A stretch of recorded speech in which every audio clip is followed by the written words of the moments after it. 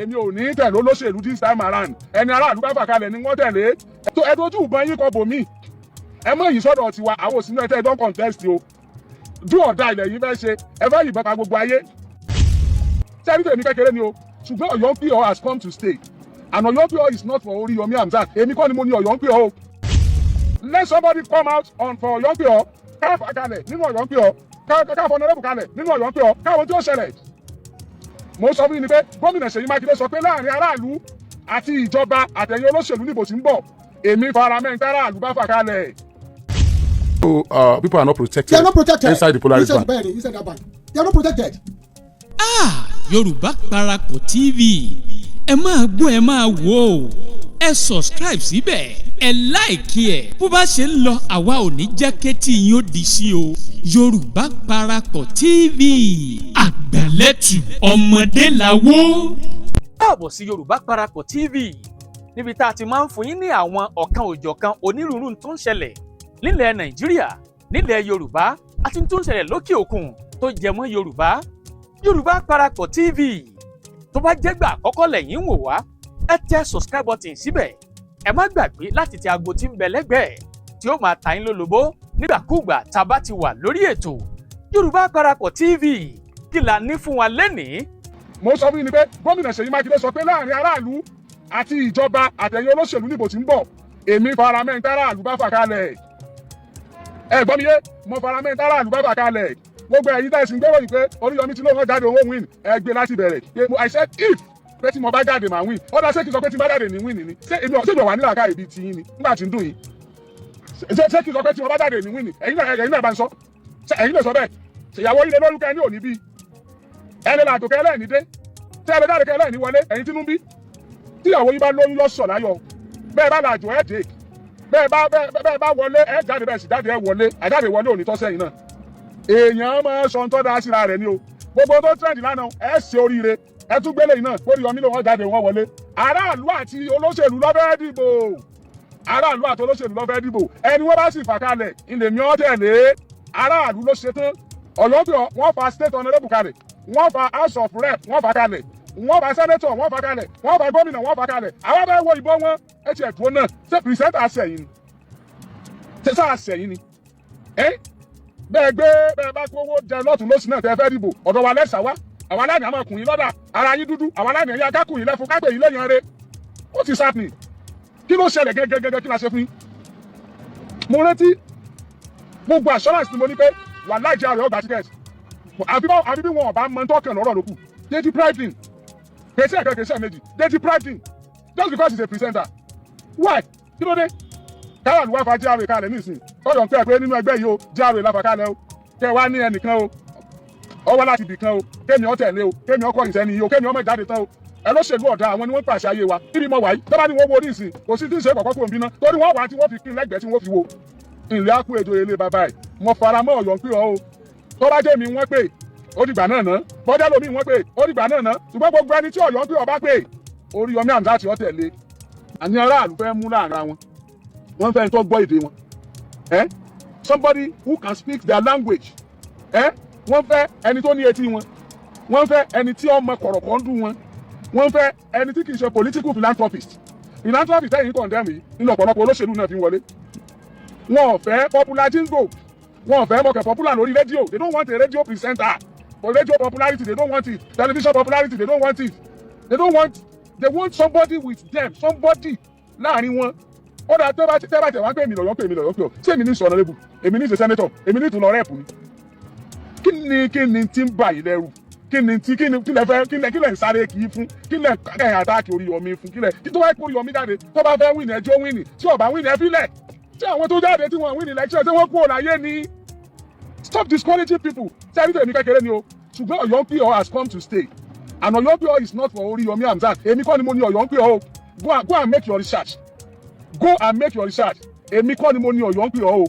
èmi kọ́ o ṣùgbọ́n bí Ọlọ́run ẹwà tí dọ́tẹ́ ti sọ wọ́n wà bá mi wọ́n gbé kámẹ́rà sójú mi wọ́n sọ oríṣiríṣi sẹ́ẹ̀rì kí n jáde pé mo ṣetán tí báwọn tó fẹ́ dìbò kálukú wọn sọ pé àwọn ti ṣetán àwọn tí ó contest wọ́n ti ń sọ oríṣiríṣi nǹkan wọ́n ti ṣé mo change tí mo ṣe tẹ́lẹ̀ ni ọ̀pọ̀lọpọ̀ àwọn tó fẹ́ dìbò ti jáde báwọn ṣetán náà sẹ́ẹ̀rì mi kí n jáde ṣùgbọ́n ẹ̀yin náà mọ̀ pé tó bá tásìkò bò some people are waiting for my voice So people are ready to go where I ask them to go.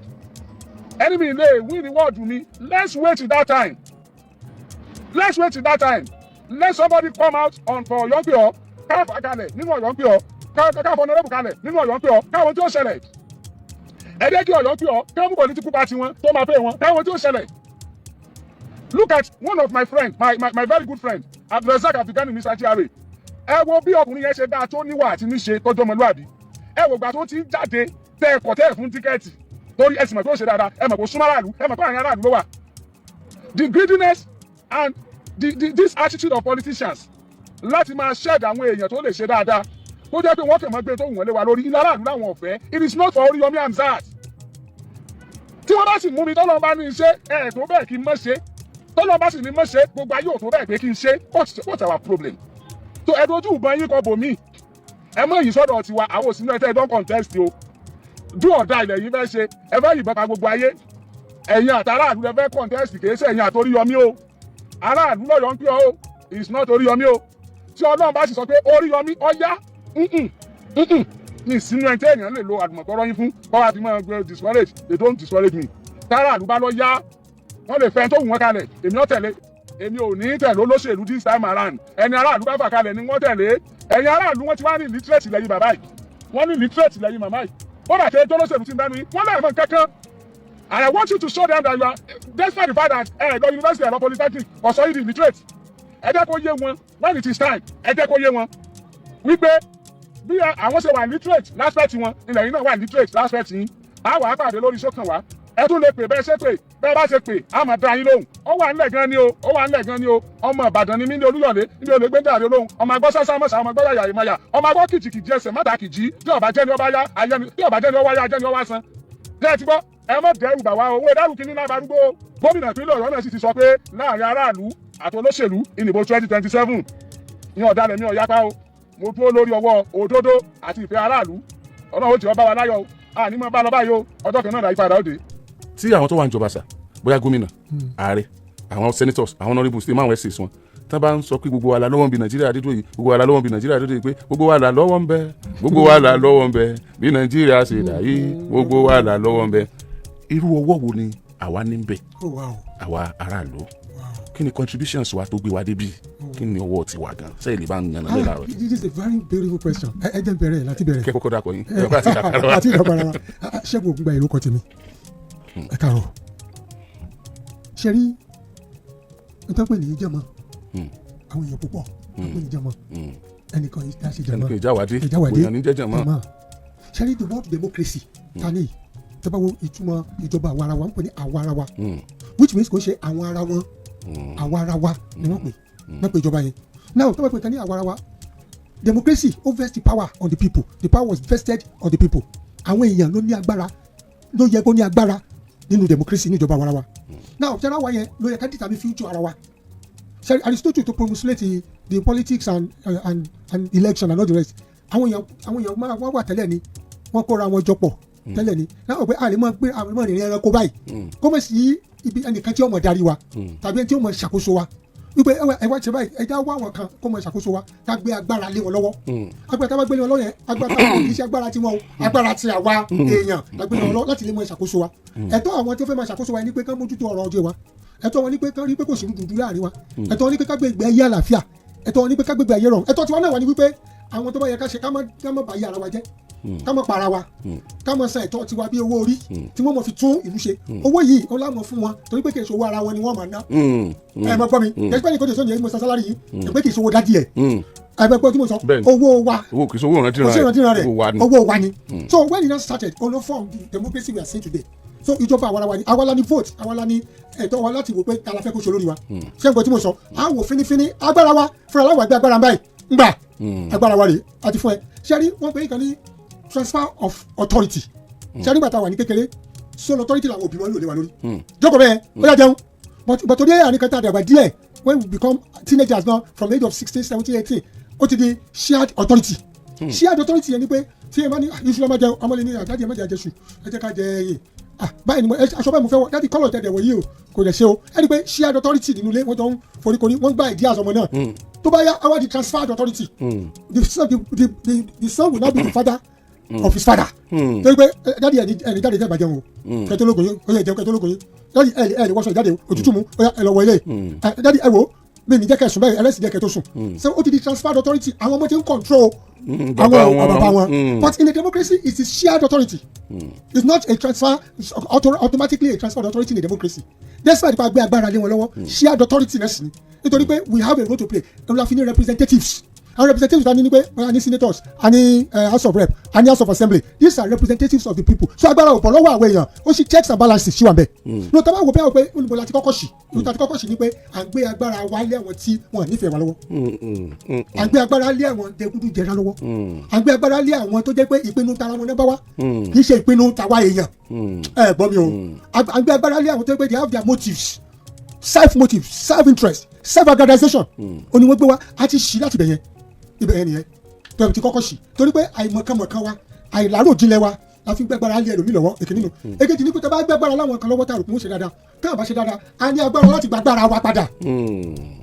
ẹ gbọ́ mi do we have that power ibẹ̀ náà lálẹ́ ìta fi kó bára wa we have the power láti gbàgbára wa padà kì í ṣe pé nígbà tí wọ́n bá ṣìwà wù tárí pé wọn kò jó òṣùwọ̀n tán táwọn fẹ́ padà wá táwọn kó nǹkan fún wa táwa sọ iye wa nù tẹ́gbọ́ wọ́n ní kíní kan gbàgbé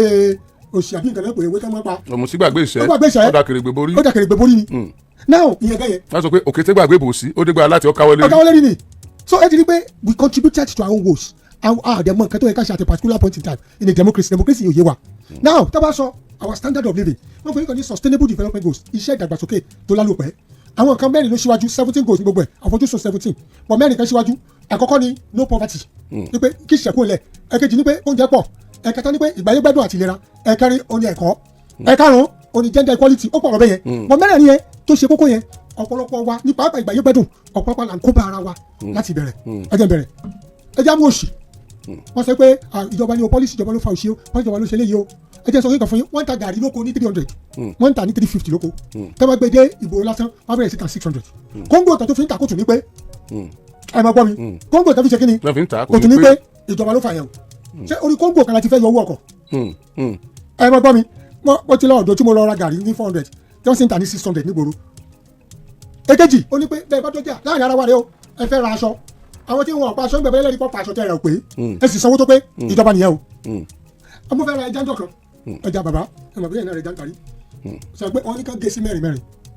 wọ́n wá ń gé mẹ́ta múra sọ pé méjìlá ló yẹ jẹ́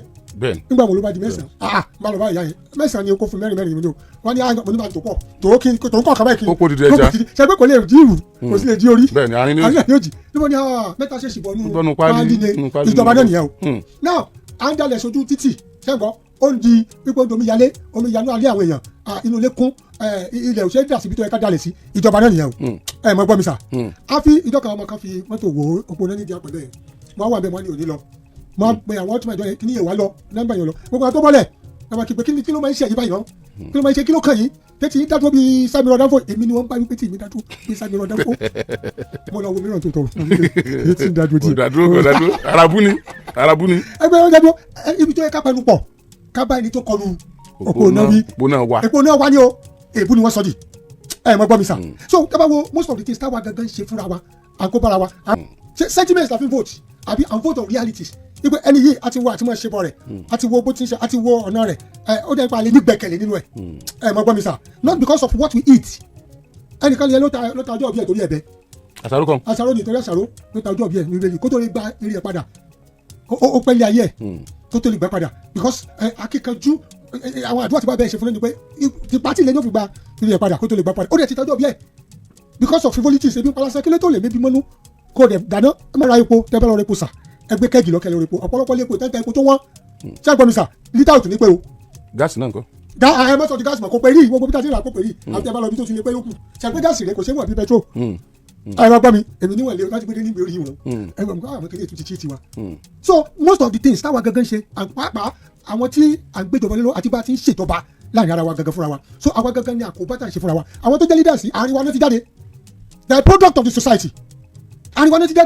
didn't we see it before we put our fingers to stamp the votes and give it to them but ẹ jẹ́ ká béèrè pé do we vote on sentiment or on realities fún wọn ní formulation kan bí níjọ́ kan wípé look ìjọba can make so much money from refuse but ìṣe àwọn olóyìnbó ìjọba fúnra yín like I just say now ẹ ṣe kí ló ń gbà plastic disposal bags pẹ́pẹ́ kọ orúkọ yìí sí bó ṣe 300 naira ni gbogbo ọjà pátápátá oníkàmọ́ ẹ̀dá ilé wọn sí àkókò báyìí ni mọ́tò kọjá yóò gbé tó bá ti wá ń kọjá yóò wà dúró fún 10 minutes gbogbo ẹ̀ wà mọ́ gbé báàgì yẹn ẹ lọ́ mọ́ jù fún àwọn tó fẹ́ kí sáà ní títì lẹ́gbẹ̀ẹ́ sí o so báàgì yẹn ṣé nǹkan tí mo sọ fún yín kò ní jẹ́ pa apẹ̀rẹ̀ lẹ́mọ̀ fi dá èkìní kan lẹ́mọ̀ fi dá torí pé gbogbo ẹ̀ máa wà in control báàgì yẹn gan wọ́n tún lè recycle ẹ̀ kan tó ta so government is making money from the people. ọjà mélòó ló ní toilet. ọjà mélòó ló ní tí wọn toilet fi ní mọ ju gas sínú lẹ́lọ̀ yẹn ṣé tí o ní sáájú mo sọ sí so many things ló jẹ́ pé both the government and the people we are culpable but government ní àwọn ìdàlẹ́ lórí jù nítorí pé àwọn láti gbàgbára lé lọ́wọ́ láti ṣe tó tọ́ wọ́n máa ń sọ kínní kan ṣẹ́rí ipa tí ìjọba ń kó àti táwọn èèyàn kó ó wà equivalent ìjọba kan pọ̀ jù ní nítorí pé àti gbàgbára fún ìjọba ẹni tí ò bá ṣe dáadáa ìjọba ẹwọ epo tí mo sọ ìjọba lágbára láti mú àwọn tí ò tepo pé ìjọba lágbára láti mú àwọn tó ń dalẹ̀ sí ibi tí wọ́n dalẹ̀ sí káwọn náà provide ibi tí wọ́n dà sí tẹ́gbà méjì lájẹ̀bi ìgbà míì ìjọba kò sí incinerator kò sí kíní refuse tanks ládùúgbò míì tán lè da ilẹ̀ sí rárá ibù mọ́tò òdebò míì tó lè lọ gbé ilẹ̀ so ibi tán lè tulẹ̀ sí ó pẹ́ so ìjọba gan òṣìṣẹ́ tiẹ̀ you must come to equity must come with clean hands ẹ wo express ẹ bá ní ìsìn bólúwa tí wọ́n bá ní ìsìn wọ́n ti filẹ̀ báyé gbogbo nu express tuntun jẹ́ tí o dààmú ẹ fọ ọgbọ̀n mobile láti kọjá láàrin àwọn express ẹni ilẹ̀ ẹ̀rọ dà sí lọ now who is responsible for this àwọn èèyàn responsible tó pọ́n dalẹ̀ bẹ́ẹ̀ tó pé ojú ò sọnù fún wọn ìjọba ṣe provide ibi táwọn náà ju ilẹ̀ sí did you provide it. Honorable Speaker, there is a bank here nídìí àpẹ téèyàn kan lọ gbowó tí wọ́n sì fraud ẹ̀ nínú bank ẹni ẹ lọ gbowó sáà nǹkan kan sáà ṣẹlẹ̀ ẹni ẹ sáà gbowó rẹ̀ jáde lọ 500,000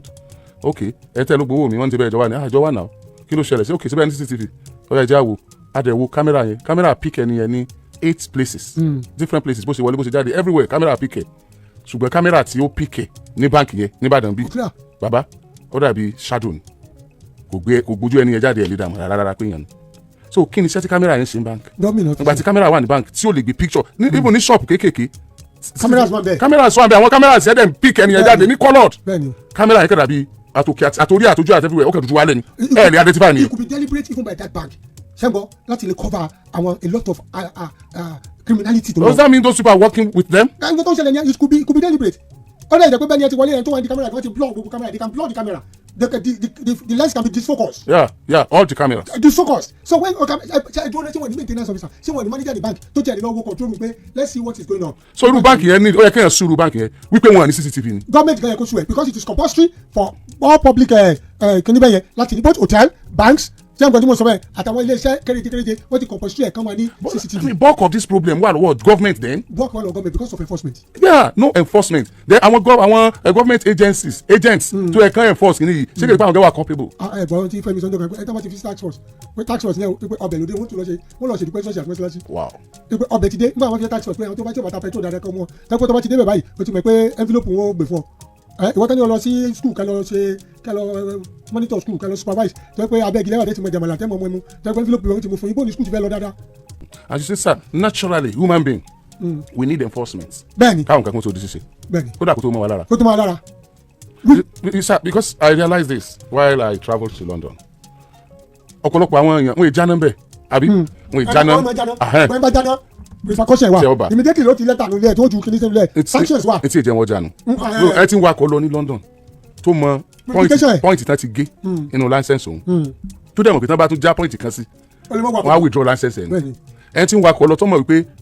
alcohol test ó wà fẹ́ni wọ́n bá fura sí pé bóyá lè ti mú nǹkan ní kí n wakọ̀ báyìí tó dẹ̀ mọ̀ application rẹ̀ tó dẹ̀ pé kò ní lọ́ọ̀dì mọ́ the power that be kankan. kì í ṣe pé gáràjì náà lẹ́tọ̀ ọmọ ta akọ lẹ́tọ̀ ọmọ ta paraka báwọn tó fẹ́ wakọ̀ gáràjì náà ti ń ta o ìyàwó àwọn tó ní kíní yẹn ti ń ta o. ìyàwó àwọn tí ń wakọ̀ so honourable speaker gbọ́ mi ni mo ń gbọ́ yín so tí àwọn bòmí ìjọba rí pé kò sí kámẹ́rà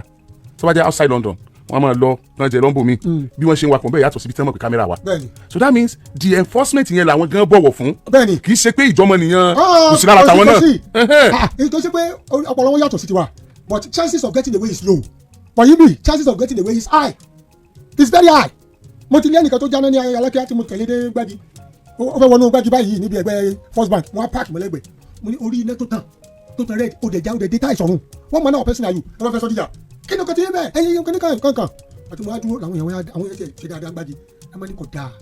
tẹ bá ti jáná ẹ̀ tí náà mi ti tàn gírífẹ̀ lómi tẹ lọ kòlù dẹ́ pààyàn because kò sẹ́ tó máa mú. yes. ẹ understand what I'm saying even àwọn tó jẹ́ ultimate amadu lẹ́gbẹ̀ẹ́ títì ṣé mọ́tò tó dáná tó sáré lọ ní. ṣé wọ́n bẹ̀ síwájú ẹ̀ ni ṣé wọ́n waste life ara wọn ni. wọ́n kàn fẹ́ waste life ara wọn ni so kò sí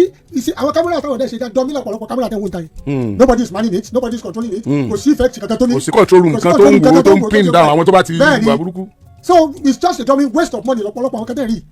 they are not even in strategic places kò ń ṣerú kámẹ́rà tó ń lò níbi tí ayé ti dá ní nǹkan kó síbẹ̀ àwọn kọ̀ǹtàtọ̀ tó gbé fún gan mo fẹ́ jẹun ni.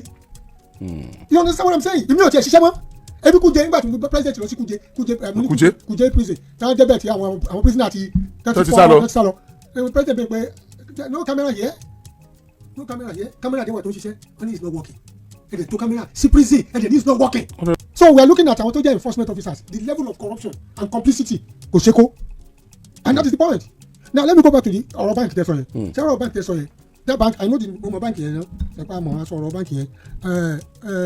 till now ṣẹ́gbọ́ I think the bank should have solved that problem ó dà pé reason tá a fi solve ẹ̀ nípa àwọn náà lọ́wọ́ bẹ̀.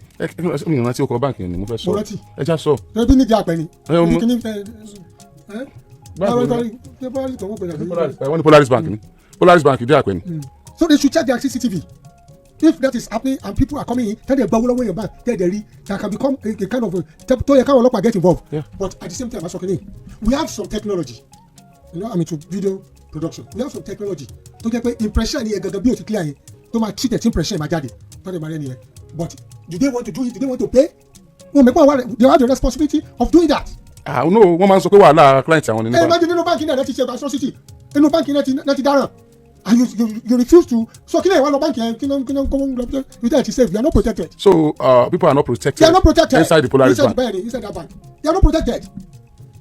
So why am I in a place where it's like government too a lot of things like we are not protected by government ẹ̀ka àwọn drug kind ẹ̀ka ṣe pé fake ni who are those responsible as agencies of government where is the standard organization of Nigeria nígbà tá a bá ra kan fún atẹ́gùn lòkun rẹ̀ tó yẹ kó dẹ̀ ń tà fún wa where is standard organization of Nigeria ṣé ọ̀nà sáà tí mo sọ a lot of people armed robbers are killing people and maiming them where is the government are we really protected gbogbo ẹni ìṣòro lè ro fún commercial àti social gbogbo nkálukú wọn protection that's why àtẹ̀bá gbọ́ àdúrà kí ṣe àdúrà jẹ́ rí ìbọn wọn làwọn èèyàn gbà ó olùwẹ̀ dáàbò bò mímọ́ jẹ́ ṣiṣẹ́ àṣìta àbọ̀ mọ́jọ́ ọba mi gbogbo nǹkan tó àdúrà àtẹ̀yàn kan gbà nìyẹn so because they know we are not protected at all. So tó bá yẹ pé ìlú mi ni so okay fine that means our proposals towards God our proposals towards God is different ó máa ní ṣe pẹ̀lú bí ìlú kọ̀ọ̀kan bá ṣe rí bí ìjọba ìlú kan bá ṣe ń ṣe inú máa ń determine proposal wa síwájú Ọlọ́run àwọn kan mi wà tó yẹ ká bira wa tá à ń bí Ọlọ́run àwọn kan mi wà tó yẹ kó ti sẹ́tù tó yẹ kó Ọlọ́run la ṣe sẹ́ńbì nírú bí. owó skul wọn owó ilé jẹ́ǹgbẹ́ tí mo sọ fún yín owó skul owó ilé owó oúnjẹ so many things owó tí hospital kàkàtà wẹ́wẹ́ ní wọ́n fún mi ìwòsàn kí ni ká má jẹ́ ẹ̀ owó wọn á béèrè pé èèyàn mẹ́rin ló béèrè ìjọba òun ni kò sẹ́ni kan tó náwó ẹ̀bùn béèrè ìjọba òun àníyàn ayé and most of these problems are man-made problems tó jẹ́ kí ok ẹnìkan kan mọ àwọn ìkànnì tájì kan ẹnìkan kan ní ẹsẹ̀ ló wá ń gbàdúrà yàrá sọ pé look you seek for àwọn tó lọ ti dá tó ti fún sípò tẹ́lẹ̀ kọ́kọ́ tó egun yẹn ibi tí miracle wà ní pé how fast the healing will become ibi tí miracle wà nítorí ẹni tó so ẹsẹ̀ pọ̀ tó so egun pọ̀ kò mọ the healing process tó lè take place bí egun yóò ti sáré join pọ̀ ìgbàgbọ́ làwọn náà fi tò pọ̀ tọ́jú pé máa lògùn báyìí egun yóò join pọ̀ so ibi tí miracle wà how fast that broken bones tó fi lè join pọ̀ ìgbà tí èsì ìsìnkẹ́ ẹ̀ tó ní egun gbígbẹ́ tó ń sáré join pọ̀ it's different entirely àwọn kankan wà tó pé Ọlọ́run ni wá bá wa ṣe God will not come down to do it for us. Are you get what I'm saying now? àwọn àdúrà kan wà tán lè gbà àwọn tó ń gbé Amẹ́ríkà ò lè gbà tó yẹ pé àwọn Nàìjíríà là ń gbà fẹ́ pé wọ́n lọ church situation tí mo lọ nìyẹn àwọn situation wa ti ń compel wa láti máa ṣe àwọn àdúrà kan. situation wa ni for example ẹlòmíì jẹ́ pé ìgbà tí World Bank tí wọ́n ń sọ̀rọ̀ pa poverty wa tẹ́lẹ̀ 139 wà under poverty rate ṣe mọ̀ pé wọ́n wá pé ẹjọ́ àti $2.50 per day that is equivalent to 100,000 naira per month equal wà under poverty line àwọn dẹ́gbẹ̀ 70,000 minimum wage àwọn òpè 139 are under poverty line now wọn put àwọn kan mi into consideration n ta pe ni informal incomes nínú èpo olè sápẹ́ nìkan kó ẹjọ́ sáré 30,000 sínú mọ̀lẹ́dì ẹ̀ ọ̀nkúbò yọ̀wọ̀ but informal income wà bí bọ̀dá mi ẹ̀jọ̀ ṣé mo rí 10,000 àríbà ẹ̀kọ́ ṣé mo rí kìnnì kan ṣé you understand we have this communal kind of a thing family integration and all the rest tó yẹ pé they are informal incomes tó ń wọlé fún àwọn èèyàn apart from government interventions náà tó yẹ pé ó ń wọlé so kò yé àwọn wípé there are some other things that can happen tí ó wà conventional you understand the same thing so ó ní kẹta wọn lè gbàdúrà fún lọ́dọ̀ wọn lè gbàdúrà fún pé wọn lè di church ṣé nígbà kan àwọn òyìnbó tábà lọ sí ìkíní àwọn àgbàlagbà òyìnbó ló mọ lọ church lọ́dọ̀ wọn àwọn adúdú nìkan Afro-Caribbean nǹkan kan ọ̀pọ̀lọpọ̀ àtàwọn lọ church ta kò dúró. and it's true sir èèyàn kan sọ̀rọ̀ kan bí o àwọn bíi wẹ́jì ẹnìkan ní 90% of our prayer points in Nigeria are government responsibility. government responsibility ni. èèyàn kan ní how will a sensible first class graduate still be going to church to pray for work. First class graduate ó sì tún lọ church pé olówó ajẹ́ kí n ríṣẹ́. because situation yẹn òkùnkùn ti gbogbo lẹ̀. honourable speaker lálẹ́ ẹjọ́ kan èèyàn kan ó ní generator nulẹ̀ wọ́n oníṣẹ́ tó fẹ́ ṣe ní alẹ́ Sunday tó dẹ̀ máa submit ẹ̀ lọ́jọ́ Monday so o ti ní assurance pé òun ó ṣiṣẹ́ yẹn lálẹ́ Sunday ìgbà tó délé ó tan generator down ó gbà tó yẹ kó bá túnṣe ó pè wọn lè wá you know what ó wá lọ jókòó ó wá sálù àláwá yẹn náà fìlà ẹ mọ prayer point yẹn Ọlọ́run jẹ́ wọn múná dé Ọlọ́run jẹ́ kó múná dé how would that be a prayer point ni. mo lọ church kan wọ́n fẹ́ ṣètọ́jú ṣẹ́gbọ́n wọ́n á ṣe prayer èmi dẹ̀ ní oníṣọ́jú tí wọ́n pè ní jọ́ta wọn ní wọ́n pè ní wọ́n ti bẹ̀rẹ̀ sọ́jú o wọ́n pè mí kí wọ́n wá sùn tọ́jú wọn jọ yẹn tí wọ́n bẹ̀rẹ̀ sí wọ́n pè prayer point ẹ gba àdúrà Olúwa ìsọjí afẹ́sẹ̀ Olúwa mú iná dúró gbogbo ọ̀nà kan náà Olúwa mú iná dúró Olúwa wọ nípa lọ sẹ́rí mo sì dorí kodo mi ọ̀bẹ sẹ́rí ìgbà tí wọ́n gba microphone àwọn kan béèrè wọn rí gbà torí wọ́n ṣì béèrè ẹ̀ ń gbàdúrà kìlẹ̀ pa human error ẹ̀ ń gbàdúrà kí wọ́n mú iná dúró Olúwa lè lọ fọwọ́ pẹ̀lú ọ̀pọ̀ náà bíi mẹ́fà ló ti já ní ẹ gbàdúrà Olúwa kò fún wa gbẹ̀rẹ̀ lọ́wọ́ dìde fún wa kára jẹnẹrétọ̀ ẹ ra sólà kíákíá yà á mẹ̀ pé ẹ̀fẹ̀ ṣe sọjí lókun ṣe lè pé the moment I said that àwọn méjì ti dìde tó ṣe pé àwọn ra jẹnẹrétọ̀ fún wọn so which means wọn àbá ti dìde àdúrà ìranù yẹn náà bá ṣe mọ́ gbà wọn. ẹ pé àwọn olómi Olúwa má jẹ́ kó sí traffic. ẹ má jẹ́ sí traffic kó sì jáde lágbo mẹ́sìn káwọn yẹn lọ fi ṣe. misplaced prayers. ẹ Babalọlá break pàdé mọ́tò ẹ̀ ó yọnu gíà náà ò ṣiṣẹ́ ó wá start mọ́tò ọ̀ jáde nílé Olúwa má jẹ́ kí mọ́tò break down kìí tí break pàdé ti jẹ́ break pàdé ti jẹ́ ó ti break down. ó yẹ kó gbọ́dọ̀ mọ́tò mọ́tò pààyàn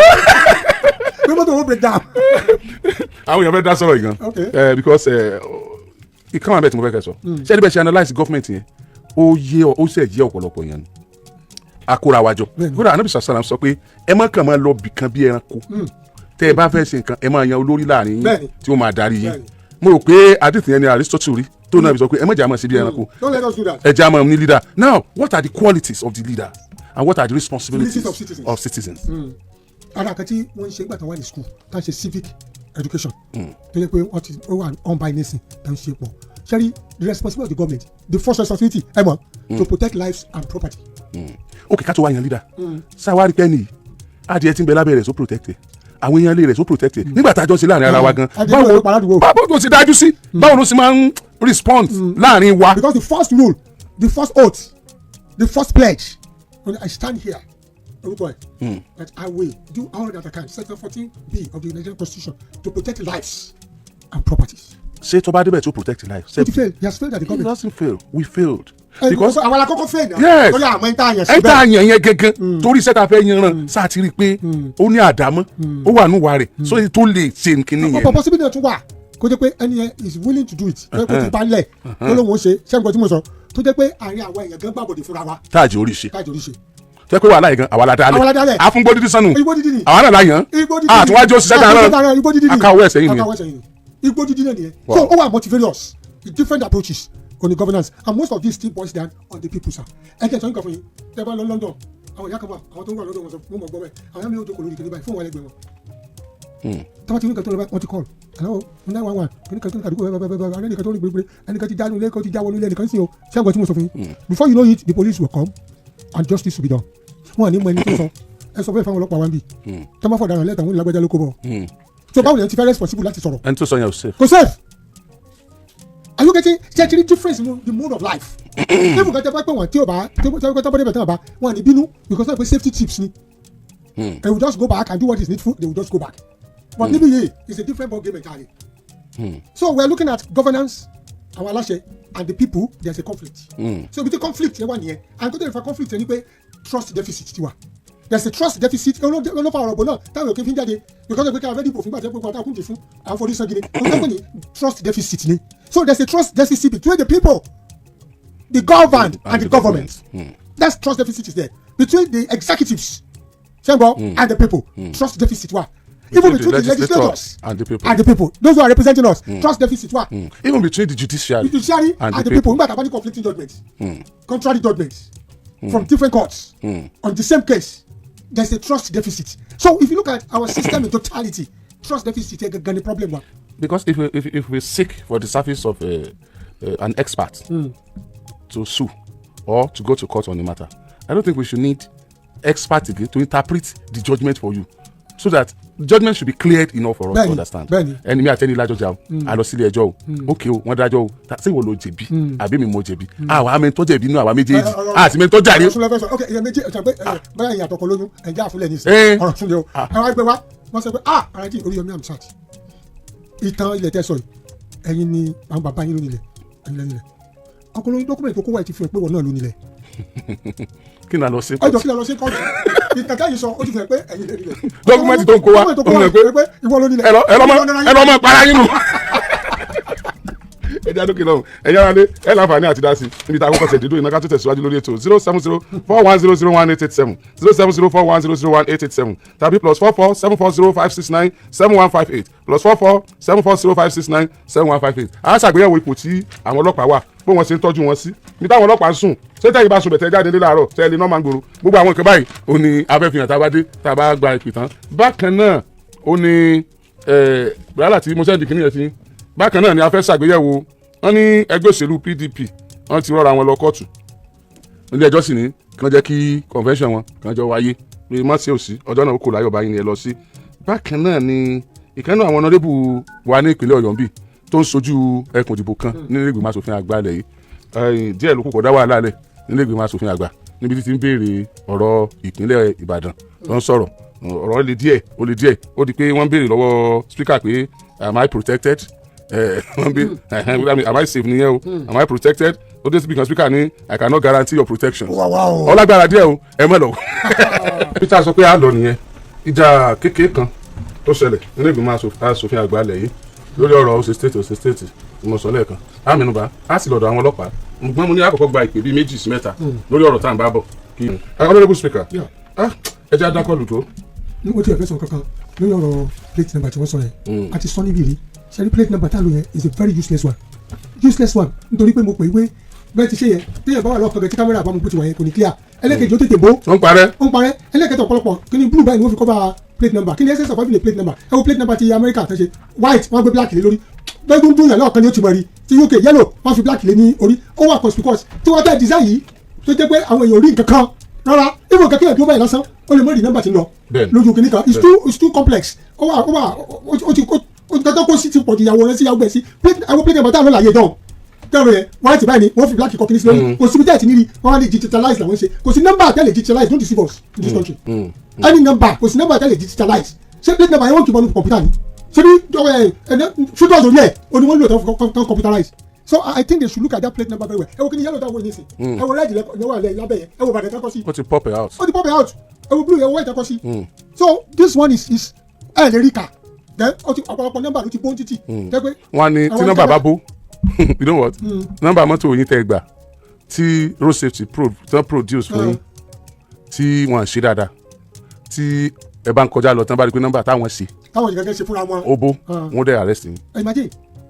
imagine you don't get it. that is they only unleash terror on the people. you don't ẹyin gẹ́gẹ́ kò sí garanti lórí nọ́mbà tẹ fún wa. àwọn náà ṣe o àwọn náà ṣe dáadáa o àwọn náà kó fún yín o wọn á dẹ̀ arrest yín pé ẹ lájẹ pẹ̀ ti bolẹ̀ òtòrò òun pa ogun mọ wọn bí road safety lẹ́rìí pé ẹ báyìí lẹ kó fún wọn wọn ní ọṣẹ tán fi ń fọ ni ẹ wá ṣe ẹyin náà tún ṣe ọṣẹ káwọn èèyàn máa rà á kí wọn fi máa fọ nọ́mbà lọ́tọ̀ can you imagine. sari we terrorize each other in this country domestic terrorism kàn yín sí we terrorize each other táwọn èèyàn terrorize ara wa àwọn tó wà ní ìgbọ̀nù kìíní they are only there to make money not to serve the people FRC gbogbo tẹ dálẹ̀ service force ni. of course. ṣé ọ̀nà sáà tí mo sọ now it is revenue force now. it is. revenue ni. it is. mo mọ̀ pé mo rìn kánjọ́ kan tó pé wọ́n mú mi lọ́nà kìíní bẹ̀yẹn mẹ́tẹ̀ẹ̀dá kọ bẹ̀ ẹ máa ní táyà ni pé ó ti expire.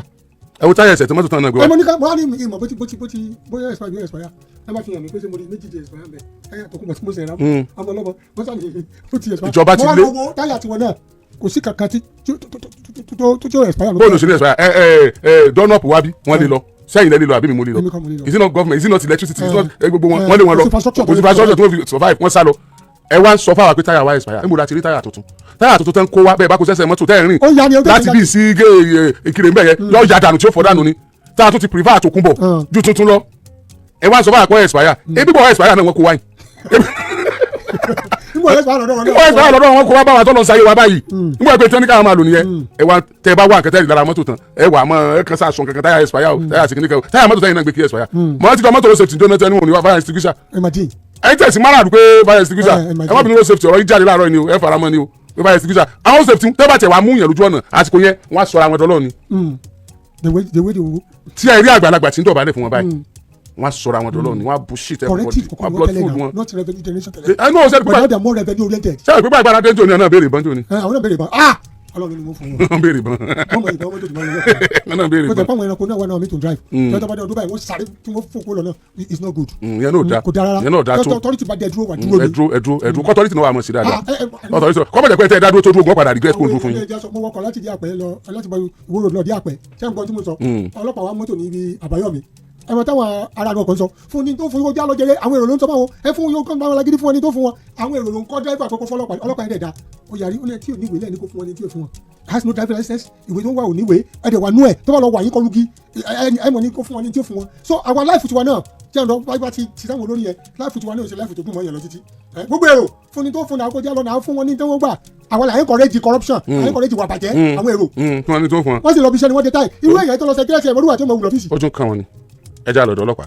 kò wá ní jù bẹ́ẹ̀ lọ táì lábalábí tá a wà yìí a ó tún pàdé lọ́jọ́ míì ọjọ́ rẹ ni búburú kẹ ò ní ṣe wá kò ní ṣe yín ire o ire kàbí. àtirẹ̀tirẹ̀ o ọmọ aláṣẹ dìde àtirẹ̀tirẹ̀ o ọmọ aláṣẹ dìde wá bá wa sọ̀rọ̀ ìjìnlẹ̀ ká lè mọ bí ayé ń kọrí sí wá bá wa sọ̀rọ̀ ìjìnlẹ̀ ká lè mọ ìgbésẹ̀ tó yẹ ká gbé ọmọ aláṣẹ. àtirẹ̀tirẹ̀ o ọmọ aláṣẹ dìde. àtirẹ̀tirẹ̀ o. àtirẹ̀tirẹ̀ o ọmọ aláṣẹ dìde. ó wá bá wa sọ̀rọ̀ ìjìnlẹ̀. wá bá wa sọ̀rọ̀ ìjìnlẹ̀. ká lè mọ bí ayé kọrí sí. ká lè mọ bí táyé kọrí sí. wá bá wa sọ̀rọ̀ ìjìnlẹ̀. ká lè mọ ìgbésẹ̀ tó yẹ ká gbé.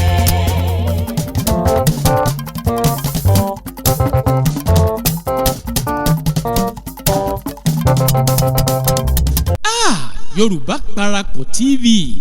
ẹ máa gbọ́ ẹ máa wò ó ẹ subscribe síbẹ̀ ẹ like ẹ̀ bó bá ṣe ń lọ àwa ò ní jẹ́ kétí yín ó di sí o Yorùbá Parapọ̀ TV àgbàlẹ́tù ọmọdé làwọ̀.